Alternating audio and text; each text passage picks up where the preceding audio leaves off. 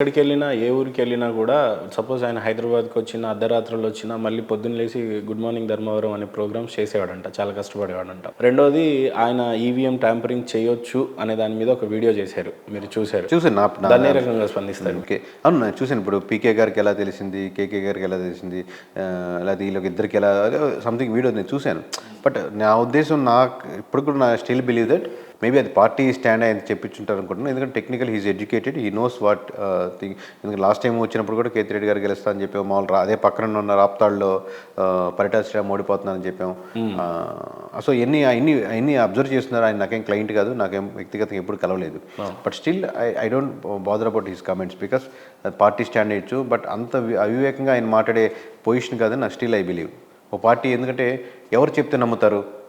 మామూలుగా పార్టీలో ఇప్పుడు ఆల్రెడీ గడిచిన మినిస్టర్స్ ఎవరు చెప్పినా కానీ ఏదో కమెంట్ అనుకుంటారు. బట్ కేతిరెడ్డి గారికి ఉన్న ఇమేజ్ వేరు కదా, మోర్ టెక్నికల్ ఉంటుంది. సో మీరు ఈ స్టాండ్ చెప్పండి, మీరు ప్రజెంట్ చేయండి అని చెప్పుంటారు అనుకుంటున్నాను. ఒక వ్యక్తి నాకు రియల్లీ ఐ అడ్మైర్ హిమ్ అని సూటిగా అంత చక్కగా చెప్తున్నారు.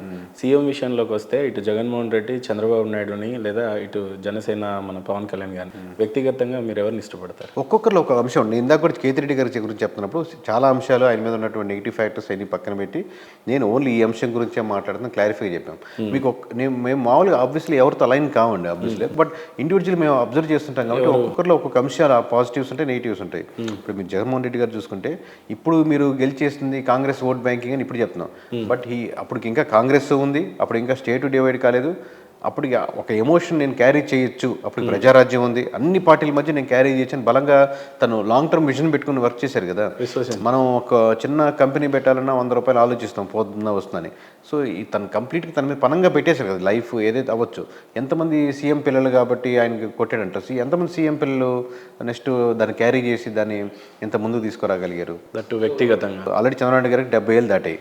70 ఏళ్ళు దాటిన తర్వాత మామూలుగా మన ఊర్లలో ఏంటంటే కర్ర పట్టుకొని మామూలు మంచం మీద పెట్టుకొని కొంచెం టీయో కాఫీ తాగుతూ టైం తినేసి పడుకుంటారు. మళ్ళీ రివైవ్ చేయాలని ఆలోచన అసలు కల్లో కూడా మామూలుగా ఇంకొకరు రావాలంటే కష్టం. కరెక్ట్.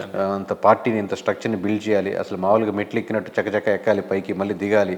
లోపల కీళ్ళ నొప్పులు, ఒళ్ళు నొప్పులు ఎన్ని బాధపడుతున్నా నాకు తెలిసి పైకి ఉండుంటాయి 100% దాంట్లేదు.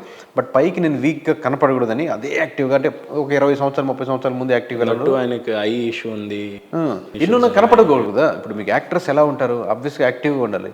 ఎందుకంటే యాక్షన్ అన్నప్పుడు అలాగ ఉండాలి. సో ఇప్పుడు ప్రజల మధ్యలో ఎక్కువ ఉండాల్సి కాబట్టి పొద్దున్న సాయంత్రం వరకు యాక్షనే. యాక్షన్ అనగానే అన్నట్టు అలర్ట్గా ఉండాలి. ఎందుకంటే ఒక లీడర్ని చూస్తున్నప్పుడు అదే విధంగా ఉండాలని. ఒకసారి నాకు తెలిసి రావులు పడియాక ఇంకా అసలు ఫుల్ టైడ్ అయిపోయి మనకే 4-5 గంటల ఇంటర్వ్యూ చేస్తే టైడ్ అయిపోవడం. సో ఆబ్వియస్గా ఆయన టైడ్నెస్ ఆయనకు ఉంటుంది. బట్ మళ్ళీ ప్రజలకు వచ్చేది మళ్ళీ యాక్టివ్గా కనపడడం. అలాగే పవన్ కళ్యాణ్ గారు వీళ్ళంతా మోటివేటర్ అనమాట మామూలుగా. ఎందుకంటే ఒకరు మామూలుగా చిన్న దెబ్బ తింటేనే